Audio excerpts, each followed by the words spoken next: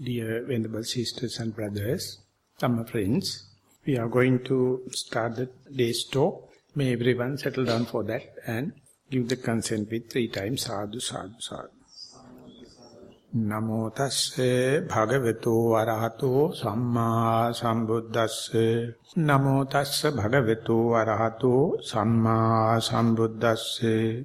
Namo tasse bhagavato arahato samma sambuddhasse.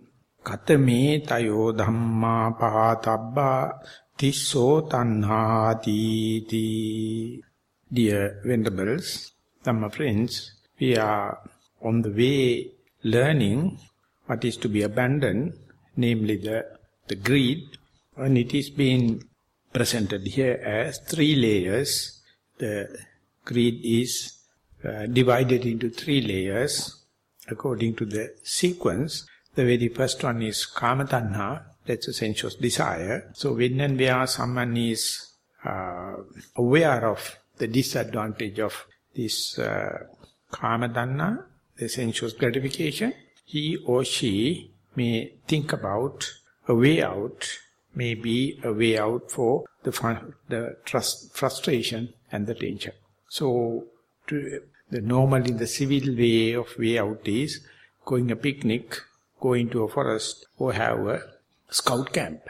That's a kind of a way out. But in a traditional, in a religious way, you can come to a retreat, or you can be a nun, or a monk, or temporary, or permanently. That's a kind of a renunciation. And so once you renounced, you are not appreciating what you have left over, given up, but you try to fit into this renounced life. So of course it is not with much of amenities and facilities, so there it will take time. And when and where you get certain amount of familiarity and acquaintance with that, you may see, instead of the household kind of irritation, instead of a household type disappointment, there is a kind of irritation and disappointment in the spiritual life or renounced life. And that then the disadvantages or irritation or disappointments or the difficulties in the renounced life, you have to go and experience, otherwise you will not understand. And the most important part may be understanding that renounced way of irritation and disappointment is better than household type of irritation and frustration, disappointment. This is very difficult to understand. So in Theravada tradition it says you have to live monk's life for 20 years, then only you become Maha Thero, then you know. Even in the renounced life, even in the monk's life, nun's life, so much of frustration, so much of disappointment, so much of irritation. But he or she may understand it is better than the household kind of irritation, household kind of disappointments. So this we discussed in the second days. And the renounced way of life or renounced way of irritation, frustration, disappointment appear like nivaranas, appear like an obsessional kind of defilement that is called 5 hindrances. So if you are vehemently going to fight against nivarana, you are utter failure. You have to understand it's a sign, it's a signature that you are renounced. This is the way of the representative or epithets or example of household kind of irritation and disappointment. Now, when you renounce it, appear like nivarana. So, you have to give a fair understanding, theoretical approach to nivaranas.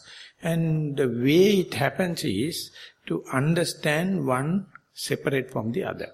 That understanding is somewhat theoretical. So, you can get it from the book knowledge as well as you can experience it when and where you have sensuous desire.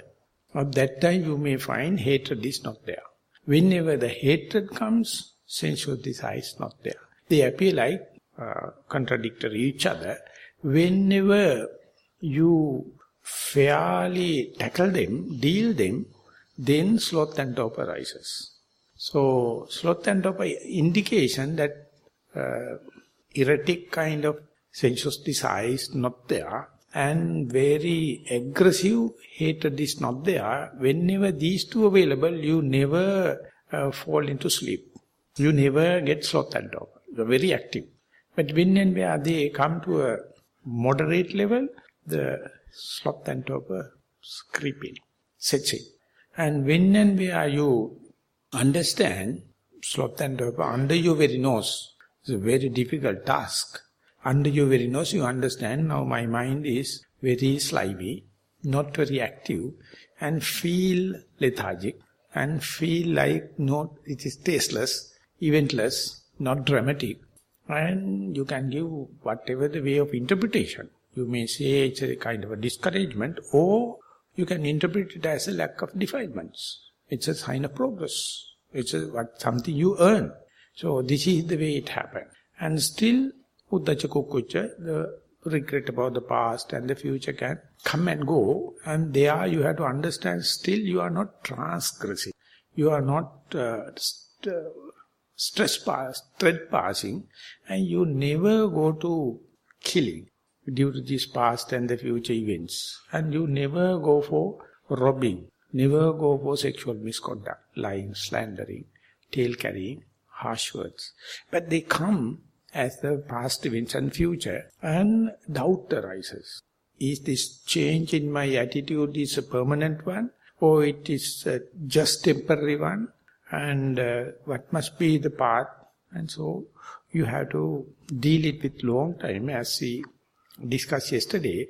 Never by analysis you can go through, you have to let it happen again and again. That means, let the nivaranas happen again and again. Each time it reappears, it is weaker than the last time. That's a very nice story. You are now observing the nivarana with respect to your primary object. For example, in sitting, you see nivarana with respect to your in-breath and out-breath, or rising and falling, or sitting posture. In the walking meditation, you may see through nivaranas and look into the right and left and the right, walking posture. So there's a reference point now. Whenever nivarana rises, you take your benchmark, your reference point, your pivotal point, your primary object. It's a kind of a very discouraging and slow process, painfully slow. But if you continue, one day you will understand nivarana never disappear, but they become weaker and weaker due to your familiarization, due to your repetitive application. And meanwhile, you get more familiar with your primary object. That means you can see the beginning, the middle and the end of the primary object. Equally you can see the beginning, the middle and the end of the sense desire. The beginning, the middle and the end of the hatred. The beginning, the middle and the end of the sloth and torpor. Beginning, the middle and the end of the past and the future projections and doubts. So they are happening in a reciprocal way. So at that time, usual advice is keep your mind as much as possible with the verifiable posture, primary object, whatever it may be you have selected. And as a byproduct of your repetitive application, you see the arising and passing away of the nivaranas, but hardly yogis are appreciating it. They complain, whatever the concentration I have, nivaranas are there, what to do? Yesterday I went to a place where there is no nivaranas. I thought that's the end of it, but today I got so much of nivarana. I found so much of perplexity. I found so much of discouragement. I found very difficult to go to the primary object. But the commentator says, whatever the complaint you make, you never give up meditation. You go to another place and meditate. You go to another meditative master and meditate. You will change the object and meditate. But all these things are just wastage of time. But it is not a crime. It is not a mistake. This is the way it happens. So imagine, through the distractions of, or bombardment of the nivarana, you develop little bit of familiarity with the primary object, so that you can see, primary object which is already arisen, but you have never seen the beginning of the primary object. So this is a kind of a scientific way of observing, and otherwise the Buddha is asking you to observe the beginning of the primary object. That is just like when a patient comes to the hospital, the doctor is questioning in such a way to see the root cause, the primary infection, what is the germ. It's a bacteria, it's a virus, or fungus, or whatever may be. So he has to scientifically and very inquiring way question the patient. Imagine if it is a contagious disease, if it's going to go into the national level, that doctor will hint, your hospital is full of this kind of patients, so why don't you make a national announcement? Don't wait till symptoms become aggravated. Come with early signs so that very easy to cure. So national announcement may come, such a disease is there. These are the symptoms. Don't wait till they become aggravated. So come early.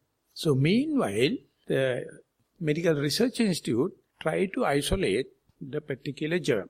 When and where you are with the latter part of your symptoms, the secondary infection can come. When you are isolating, the particular germ may mix up with secondary infection, so they have to reapply to the healthy people and see which germ is responsible for which symptom. Once that is confirmed, this is the primary cause, this is a secondary infection, this is a primary symptom, this is secondary symptoms. You have to do it again to make it sure. So it is called the Cox postulation. We have been taught in agriculture. Whenever disease happens, you have to extract the infectious cause and apply into the healthy tissues and see the symptoms. Do it 2-3 times. Then only then you can tell this is the root cause. So you have to go slowly. More you tackle early signs, easy to answer the question, easy to answer the disease. Of course, the doctors will not be happy. Let's say if you know the early signs, hot water and salt can cure all the diseases. If you get delayed only, so you must need so much of pharmaceutical medicines. You need so much of therapeutic and pharmaceutical intervention. Otherwise, hot water and the salt can cure all the diseases if you can catch disease at the early sign. Exactly the same, when you observe the breath, you see which is come up to the gross level, which is palatable to your organs. Your organs are utterly rough. They are not refined. So you have to give a chance. Now, amidst of Nissaranas, you get a chance to see the object little longer in face-to-face, two-face-to-face. Then you have to let the breath arise and see what is the starting point. Where I can see the touch of the breath, in-breath.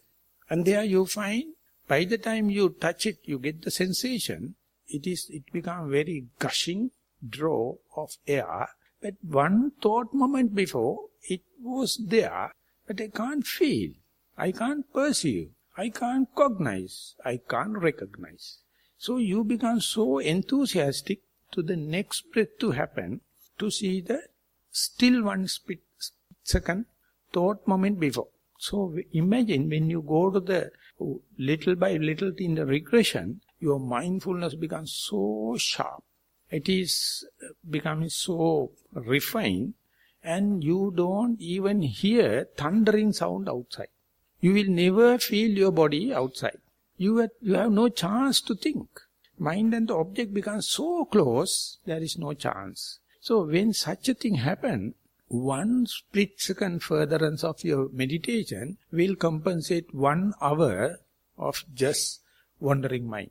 So under such circumstances, when the things get aligned, you have to say when the power line is straightened, power transmission happens. There you have to be very opportunist. When the iron is hot, you have to heat it. So likewise, when the object becomes very close, very vivid, very immediate, you have to understand now your mindfulness, your faith, your energy, your concentration, your wisdom, everything alive. It is called in Pali, Indriya Samatha. All the factors are not fighting each other. They are completely gone to one single object. That is to see, that is to trace the arising object. This sharpness only make your neurobics working completely. Your brain is completely working now. Not it is searching for seeing, hearing, smelling, tasting, touching. They are utterly partial. Now this kind of an endurance give a completely shuffling and your alignment, so you feel like going to more and more to the arising part. It is as if you are going to see a sunrise. So you have to go to the eastern shore and you have to wait, or you have to go 30 minutes before the sunrise. And then you can see early signs of the dawn. It's a rise in the red color. And then after slowly becoming white color.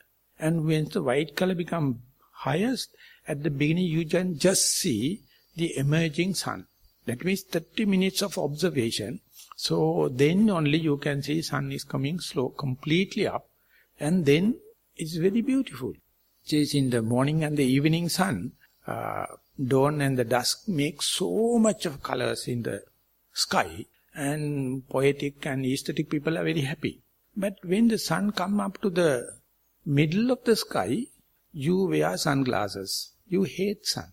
You started sunglasses. You say, what a bloody thing, it is scorching and first grade of skin cancer, second grade of skin cancer. But in the morning, completely different. So likewise, the risen sun and arising sun and the dawn, exactly the same. The day you see the arising breath, you see how much the alignment of your faculties and you see full capacity, still you can go further. And where you can wait for the arising breath, that is what you call appamada, the diligence. To vigilantly waiting, still no breath, no sun, but the dawn is there. So you follow the signs of the dawn, Pubbha Nimitta, Pubbha Karana. And then when you observe it, you can see the vigilance and diligence, that preparedness of the mind is everything at that time. That is your personality, that is your energy, that is your faith, that is your mindfulness, that is your concentration, and that's your wisdom. That preparedness is not only brushing and cleaning your brain, your whole body. You are utterly absorbed to see the breath. The day you see and you understand the very subtle beginning of the breath, ultimately become a gushing air, in breath, out breath, and when disappearing, exactly the same happens. But the arising part you consider as auspicious, disappearing part you consider as the death. You consider as the disappearance and demise. So you have utter fear. You have a phobia to see the cessation. But the arising Buddha is promoting. Buddha says, okay, you have seen the breath, well, good. You can see 10, 20 breaths, okay.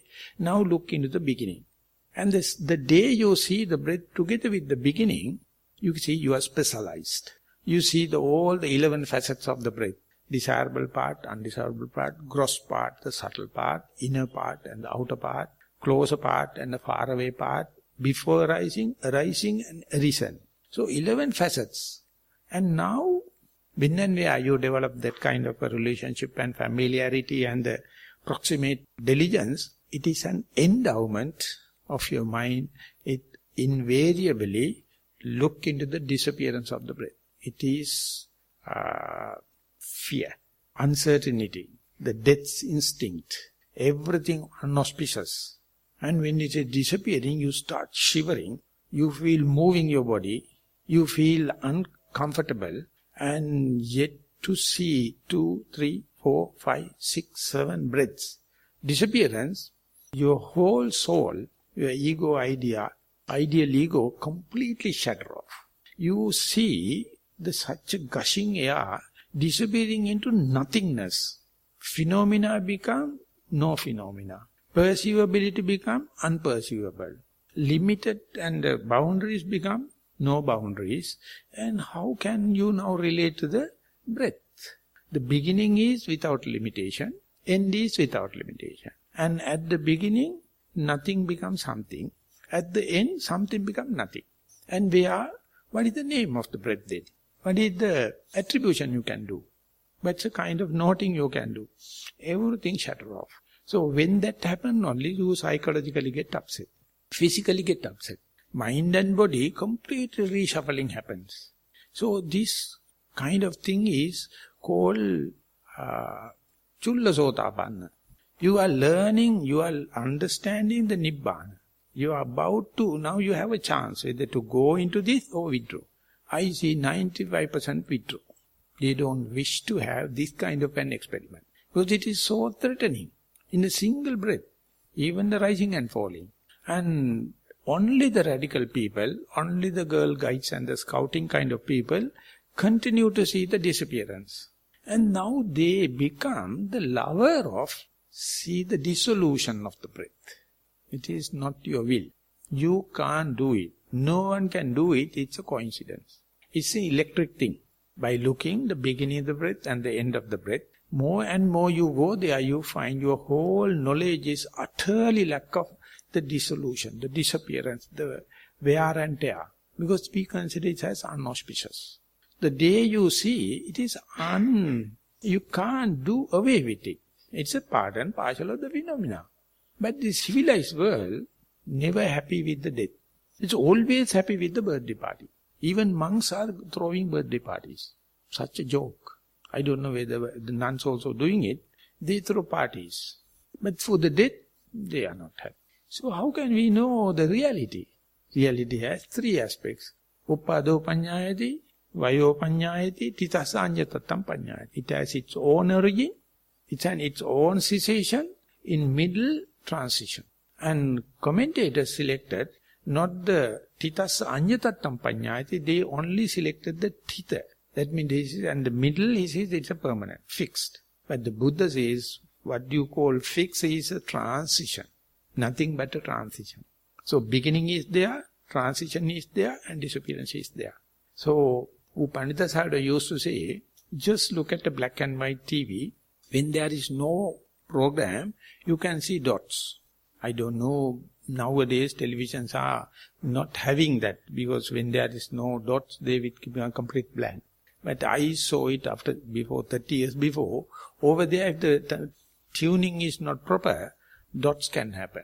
You can see with a full screen full of dots. Boring. Very, very monotonous. Because the actor is not there, actress is not there, fighter is not there. Dots are there. Dots are the cursor for all the animation. But now you can see the dots. Then the Upandita Sayadaw says, just you can see the whole screen as the system. You can see the flux. Or you can focus to one single dot. And you sit very comfortably and focus one dot, and he give his own observation. So much of dots are there. No two dots are hitting each other. That is because always dots have a space in between. They are not hitting each other. If two people together, they are fighting. Marriage, divorce. Before marriage, so much of attraction, theory of attraction and everything. And after the marriage, fighting. But these dots never fight each other. 1001, I think 1 square inch is having 64 dots or something like that. They have a specific number. And wait, individual dots have its own origin, its own dissolution, its own transition. They are not mixed up. And whenever the drop disappears, next drop appear without much of a fighting each other in time dimension. No space dimension fight, no time dimension fight. We people only fighting each other. Dots are not. They have always time gap and the space gap. Exactly you can see in between the in-breath and out-breath, very nice gap. Unless otherwise you train your mind to see the beginning, the middle, end of it, you think we are completely breathing throughout the life, but we never see the in-between part. Because we have the phobia, we have the fear, we have the uncertainty, we have unknown area. So we have the fear of unknown. So how much you are breathing, without mindfulness, never you go to Nibbana. With mindfulness, just breathe 10-15 breaths. Inevitably you see gap. And to see and to explain, whatever you perceive is just the tip of the iceberg. Only 10% you can perceive. 90% submarine, below water.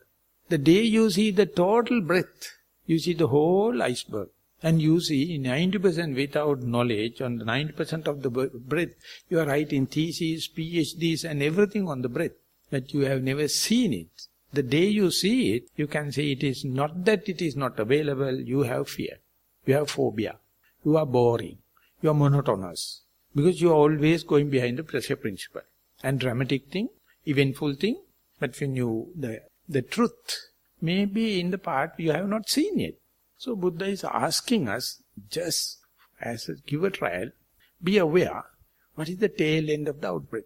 You may observe clearly, tail end of the in-breath, shorter, but the tail end of the out-breath is longer.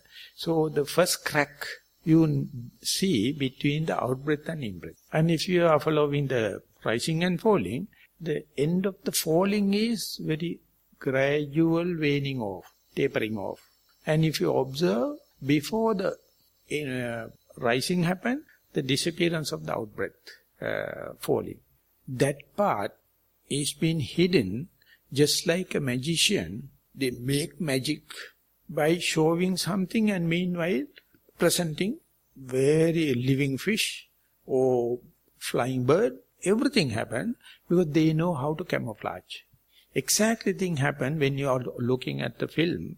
Between two slides, frames, there is a gap. Our mind never read it.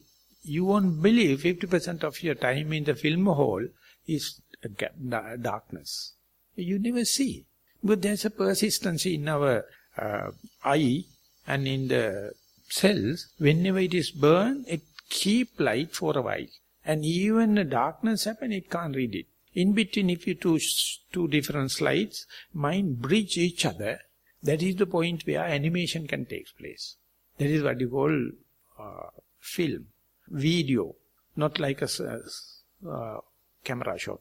Camera shot is a shape. Video is the manner. When the manner happens, animation happens.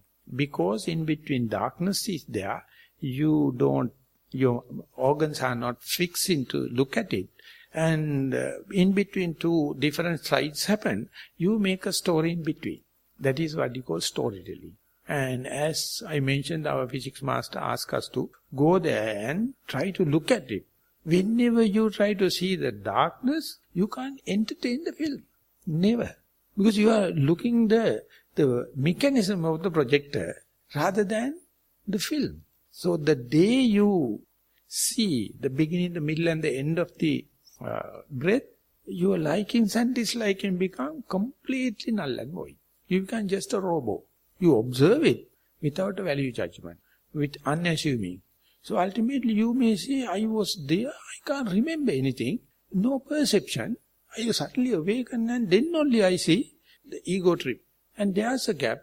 So people go dementia and people go Alzheimer, go to psychiatrists and say, there are some gaps. So can you give something so that we can be cured? Definitely they will give something and reinstall ego. The day you go into see it, you see there is a gap in the perception. There is a gap in the feeling. There is a gap in the volitional activity. These three trends represent your consciousness. It works in these three lines. So you have so much of fear to see the gaps in the perception, gaps in the feelings, gaps in the volition. Whenever it happens, you go to the God and say, oh my God, something missing. Please give me the connection. Give me the storytelling. Give me the fabrication. Whenever the fabrication gone, you go on. You finished. So you can imagine the psychiatric upsets, how can happen. So how the Buddha is radically tackling it, he says the day you see any object or any phenomena is characterized with three things. Arising is very clear. Middle, the change is very clear. Disappearance is clear. You can feel in 5 ways. One thing is materiality arising and disappearance. Feelings arising and disappearing. Perception arising and disappearing. Volition is arising and disappearing. Consciousness arising and disappearing. Most cheating thing is the consciousness. So easiest thing is the materiality. Breath is a materiality. It's a perceivable, verifiable, free of charge, repetitive, neutral. This is the quality the Buddha give so that it makes the datum line in your graph. Upon that datum line, lot of dancing happen. The feeling, perception and the volitional dances are there. Consciousness dances are there. Nivaranas are dancing. Other visual of everything is dancing. The day you get the datum line, you can understand how much these dances are disturbing the datum line. It never. They can't disturb the datum line.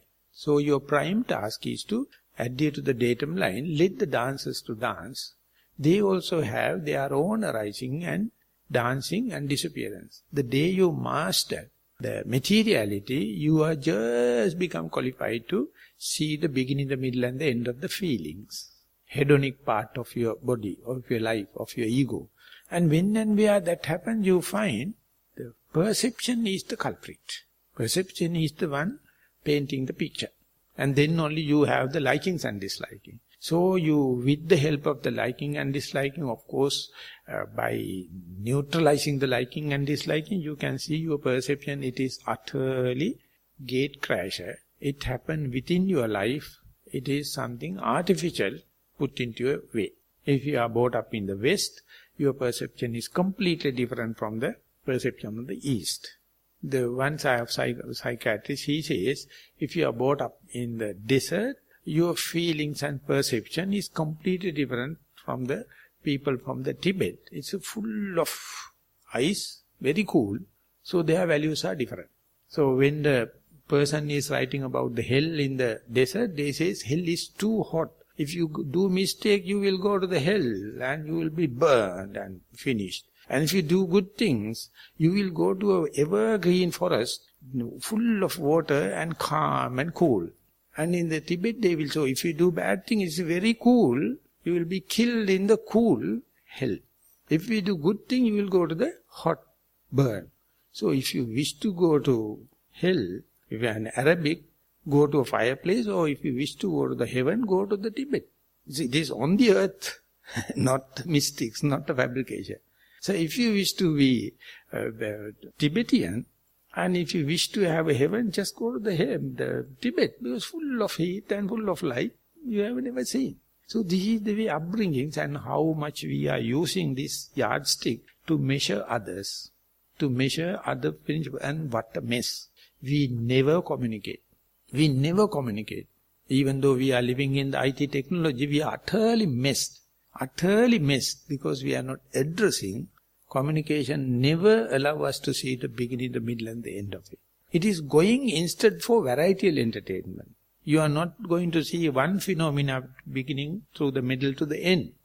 Instead you are changing the shapes and the manner of the visual object. Changing the sounds. Western music, Eastern music, jazz music, rock music, classic music. And the smells, so much of you are searching. Tastes, Indian food, Italian food, Chinese food, Japanese food, Sri Lankan foods, and Pollatukada, so much of things.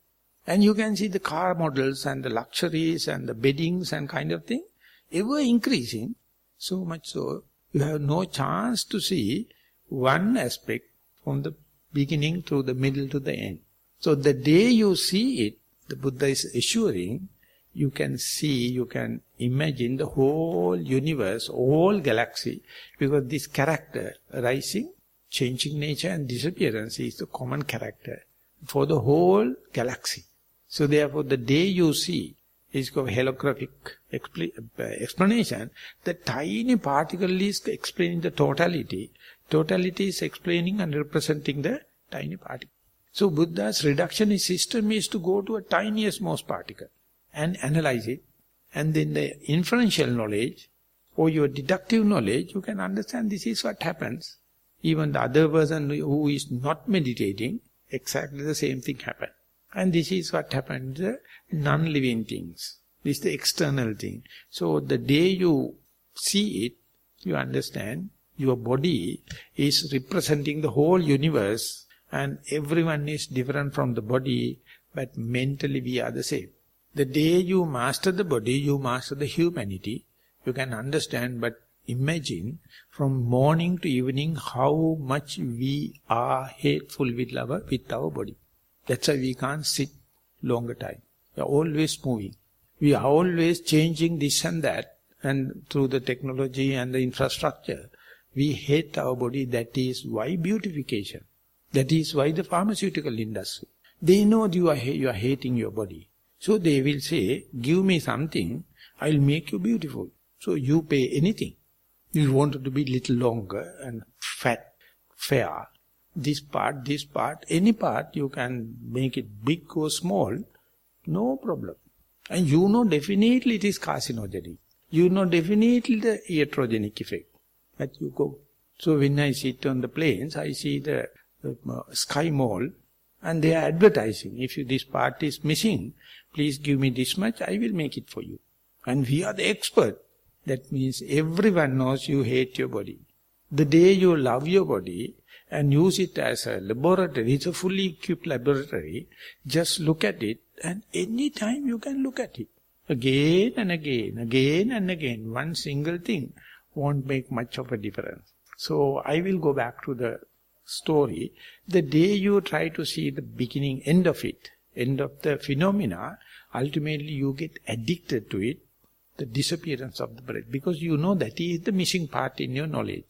You have never appreciated so far, because you consider unauspicious, consider it is boring, consider it is monotonous, consider it is disturbing, consider it is unsecure, unknown.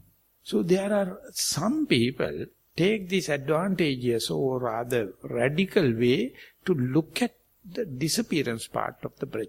If the rising and falling, disappearance of the falling. There is a one point where only you can see the dissolution, so much so you never interested in the arising part. You see the cracks.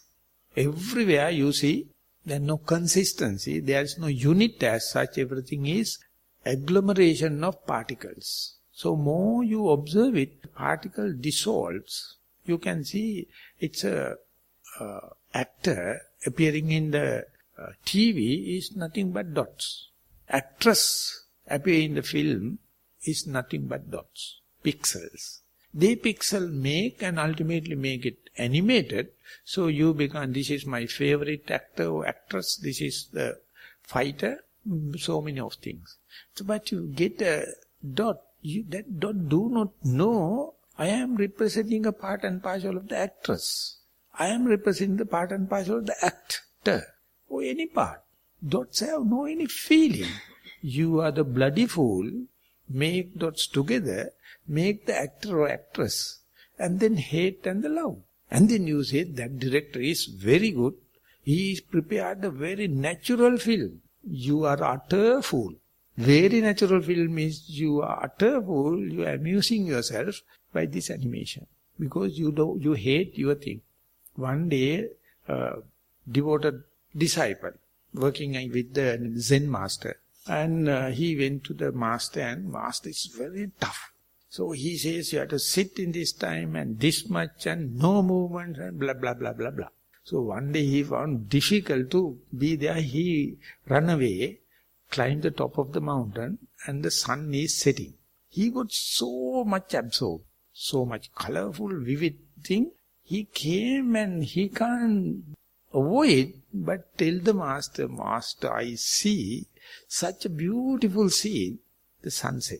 Master get a slap and told, your mind is much beautiful than this one.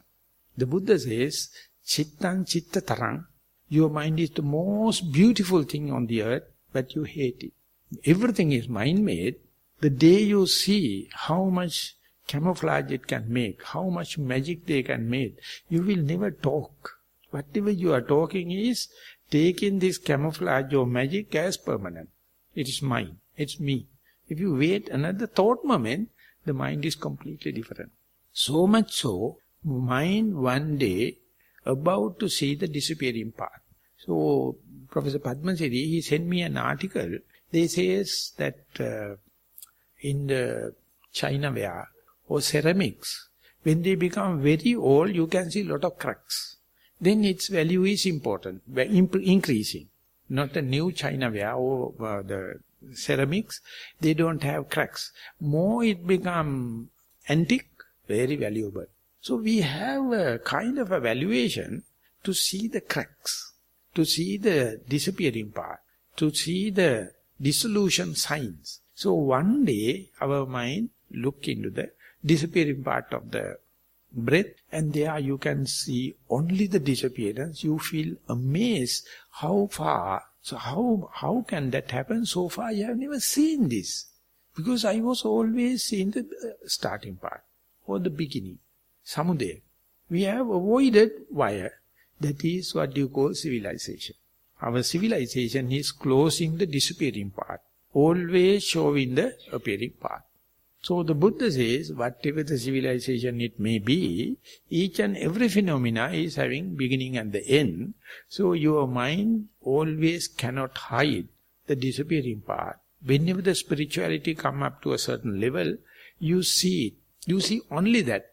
And that is called Bhanga Jnana, disappearance. So Venerable Jnanarama used to say, when he's writing the 7 stages of purification and Vipassana Jnana, whenever you get up from that sitting, wherever you look, everything appear like a crack.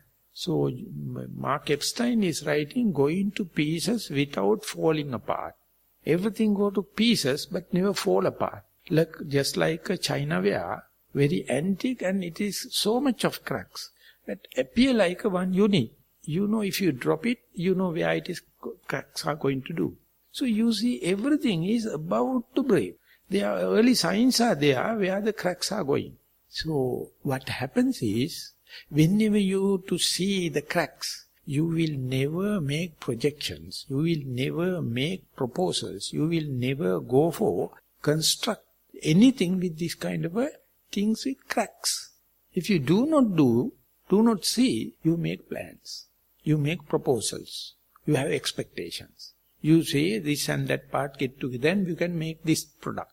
But if you see each and everyone is an agglomeration, all the pixels, all the tiny particles, they are not answering, they are not governable, they are not listening to you, they are working in their own pattern. That's called Nyaya Dharma, universal law. Whatever you desire, they are working according to their law. So instead of you commanding, demanding, just try to see the 4 elements, how it is working. 4 elements do not know they are working in a female body or male body. They do not know they are working in a living body or non-living. Because they are working in such a universal way. And God creator says this is an intelligent design. They are working with the intelligence. The Buddha tried to say depersonalize it. It's a universe, it's a physics. You can't demand, you can't command, it is not governable. But you can observe and see the universal pattern. Then you are relieved. Relieved because you never make plans. You know, they are working or they are, but still, you have to have your utility value. You have to have your food, you have to have your clothing, you have to have your dwelling place, you have to have your medicine. For that you are using, but no much of big plans. No future plan, so ultimately it becomes animitta, appanihita, sunyata. Animitta means you see, instead of pixels, there is no male, no female, there is no auspicious and unauspicious pixel. So everywhere you see, the universal law is working. So you can't pinpoint this person with that person. Under such circumstances, the Buddha is asking, how can you have an enemy? Everyone is nothing but the pixels. So if you have to have enemy, you must assume first as myself, and have to assume the other person as a self. What a kind of ignorance. Kutetta labbhati patigam. How can you have hatred to someone? But before going to that kind of meditation, you can tell this. Theoretically, won't make much changes in your personality. But the person go into this experience, this is the Buddha is talking with his own touch. Whenever you come up to that level of the meditation, then you can see the teaching is a more profound way. And when and where this animitta, everything is nothing but 4 elements, I am talking about the materiality. So they have different combinations, so different colors, different shapes, different manners. Within each and every shape, every manner, every color, Just see, to the point, you can see the tiniest small particle. This is called reductionism. This is called Vibhajyavada. That's why the Buddha says, take a body, cut into pieces, and you have 32 parts.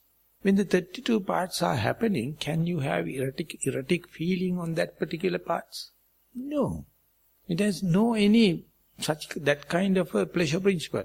In that you feel awesome. You feel no, you don't feel like look at it. So if you are going to say the human body is the most intelligent design of the God, you will never cut and see inside what is happening. Inside it is only shit. Asuchino pachavekkati. The Buddha says there's 32 parts of shit. And when you put everything together, oh Michael Jackson, no Shasha, so you go everywhere and say one more, you will feel elated to look at it. But if you can remove the skin and see what is happening inside, instead of beautification, you can't penetrate because you have not seen your own body. You are not ready, you are not radical enough to see through it. When you are seeing, you see you can't see such a configuration without looking at, without seeing the individual particle. Individual particle is really telling you there is particle to particle, you can't make one from the other.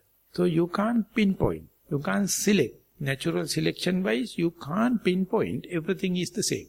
Just like the waves at the seashore, when it's breaking you can count. But what happens when you look at the middle of the sea, waves are there not breaking. So you can't make it out from the other one. So much of waves, you feel seasickness. The glare is disturbing you. But at the sea wave breaking at the thin area, very, very nice thing. That is what we call the seashore. And we go and play there. But if you look at the little further, you become sick. Likewise, when the meditation is going there, you see everything is nothing but pixels and particles. So therefore, nothing you can pinpoint from the other. So that is what happens when you take one object. At the beginning, it is having its own individual characteristics, intrinsic characteristics, personal characteristics. More you look at it, everything dissolves. Difference between in-breath, out-breath disappears. Only the breathing takes place. You can't see the beginning, the middle and the end. It's a flux. This flux, Sigmund Freud used to say as the oceanic. This is the oceanic feeling. And in Sinhala we call sililare. So some people consider this as a seasickness. Some people consider that as an oceanic feeling. I am dissolved. My ego is dissolved off. My anger dissolved off. My tension dissolved off. Because everything is inside, outside these pixels. But some people find quite uncertain, fearful and insecure. So they get completely irritated to see this oceanic feeling. They feel lonely. People consider this a erratic, the oceanic feeling, they feel aloneness. So two differences are there. So when your loneliness going to replace by aloneness, that is the somebody becoming nobody. So when this happens, that's what the transpersonal psychology, it happens. Are you ready? Even if you wish to be ready, if you are mentally not sound enough, you can be a crack. If the body is not healthy enough, you can't tolerate. So it's a test. It's a mental test and physical test. Are you ready to go to the next stage? That means even if it is animitta, you can continue. And appanihita, you can't have any plan. You know everything is end up with this one. So future projections, plans, everything. That means daydreaming, future planning, fantasizing. You see, it is just sand castles. You can make beautiful castles, but when the sun happens, it will crack. It will be washed off. And then sunyata, empty, vanity, and no value. So when that happens, that particular person is about to change his or her personality, his or her likings and disliking, his or her configuration. So it's a reshuffling kind of a thing, very critical thing. But beforehand, before it happened, Sila Visuddhi, Chitta Visuddhi, Ditta Visuddhi, Kankha Vitarana Visuddhi, everything has been tested him or her, then only Patipada Jnana Darsana Visuddhi can happen. At that level also this reshuffling happens. All the materiality, nothing but 4 elements, they are working with own accord. They are working with the universal law. And you command them. You demand them. Ultimately, it's an utter failure. If you have any disappointment with the 4 elements, utterly end up with disappointment. So the day you have an appointment with the disappointment, you will never get disappointed. So the meditator at that level going to have an appointment with the disappointment. And that change, very difficult to happening in society at large. So you must not measure others from your yardsticks. Because it is very specific. But the pattern is the same. So whenever you see the dissolution, so utter fear, terrible fear arises. As if you are on a landmine, about to burst. So some people go in refuge of the Creator God or anything. Possible it is you to commit suicide. But you don't find any value here onward. So intellectually it says, whenever you are to accept everything is nothing but particles and no use of future planning, things are already happening according to the elementary distinct, and everything is vanity, it is a epistemological suicide. Your knowledge becomes zero. No use of analysis. Because you can't change. But you can be an admirer. You can look at it and at least not to have so much of future projections, but to be fit into the next moment. You solid become liquid, as if you are pouring the liquid into any vessel, the liquid takes the shape of the vessel. So your adaptability into any situation is increasing. Whether you are born in Tibet or in the desert, you can adapt into. So that is the end of it is the omniscient knowledge. Whatever the thing happen, you never demand something, you never complain anything, you try your maximum capacity to fit into that situation. That is what you call the yogi, the practitioner, brahmacharya. So there is no fighting. You never fight for rights.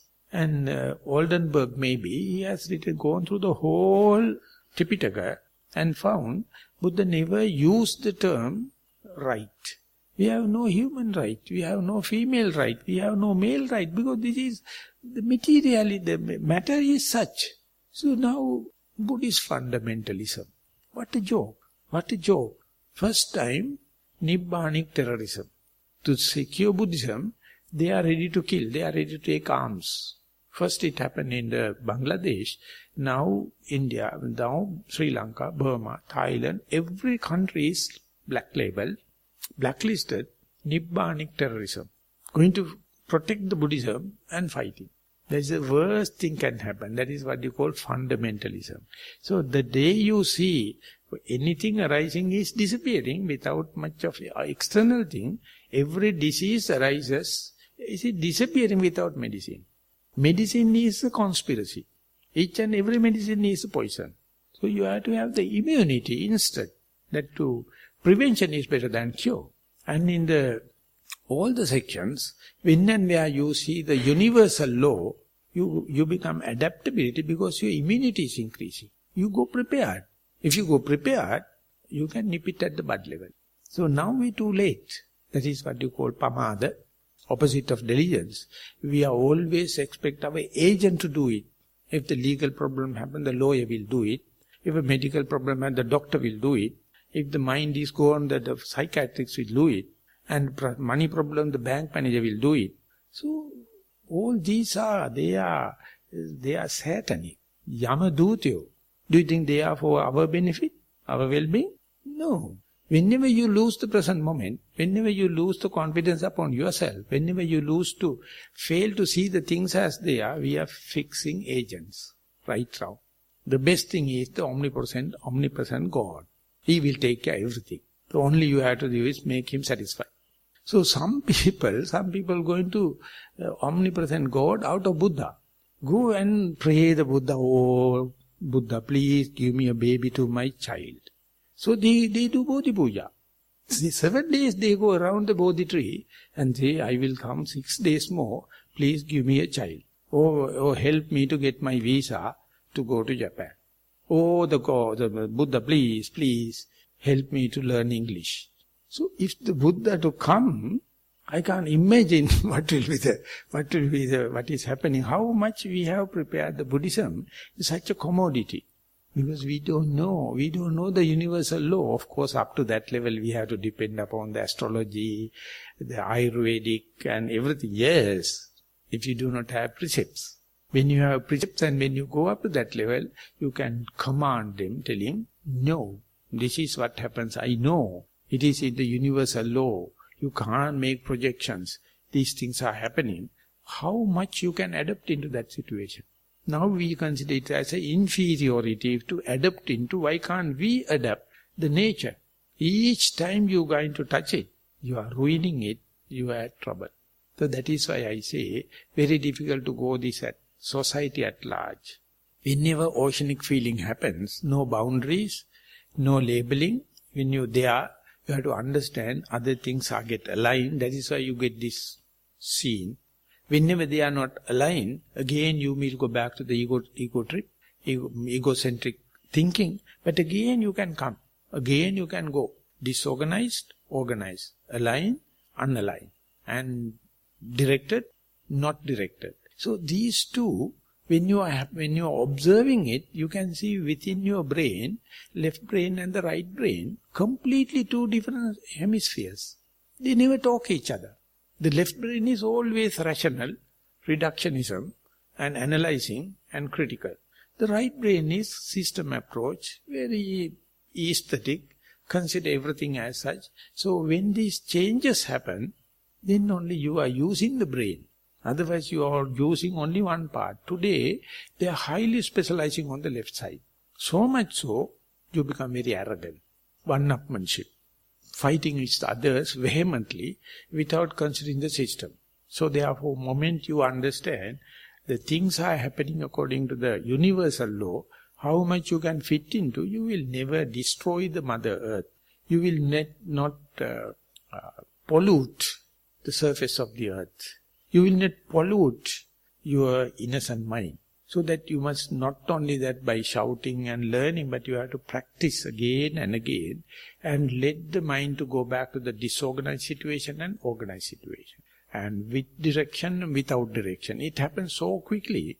At that time, in the transitional area, you must give the same treatment again and again till the mind change from somebody to nobody. Very slow. So that is what we call against the grain. You can't put into any formula. You can't find a linear kind of explanation. Maybe some strands you can do it, but it's happening in the whole system. But still you are not up to the Nibbana. This is a kind of a reshuffling area where you are learning bhavatanha, how much you make stories out of concepts, leaving aside the breakable, fragmented reality, verifiable reality. So you consider this as boring, very monotonous and very, very uncertain. Instead you go to the concepts. So Venerable Jnanananda wrote the book about the concept and reality, and he himself accepts there is no border. It's a concept or reality, very difficult. So to say, if you do not know whether you are forced breathing or natural breathing, while walking, you do not know it is forceful walking or natural walking. When you are talking to others, are you talking the truth or you camouflage? When you are eating, is it just to fulfill your hunger or appetite or how do you call this, mental sicknesses, bulimia? Everything lost. The person who do not know the limit is called putujjana. That's a commoner. But it is always fixed. You have to be very sharp where the start of the breath is a concept or reality. What is the end of the breath is a concept or reality. Arising of the desire is a concept or reality. Arising of the anger is a concept or reality. So when that happens, you can nip it at the bud level. But the observation, this setup, the constellation is a coincidence. Very electric. But each and every one of us have the same capacity, same potential. It's a birthright. It is not the something given by Buddha. Buddha is giving a methodology, you to do it in experimental basis, which is verifiable. And it's happening in repetitive way. So most of you would have experienced these things, but still doubt which one to select. Reductionism or system approach. Oceanic feeling or one single thing. Or to consider myself as somebody or nobody. Consider myself as limits or without limits. Consider myself as explainable or unexplainable. Keep it open. Do the experiment again and again till your mind boil down, settle down, precipitate down, and that is the only thing can happen.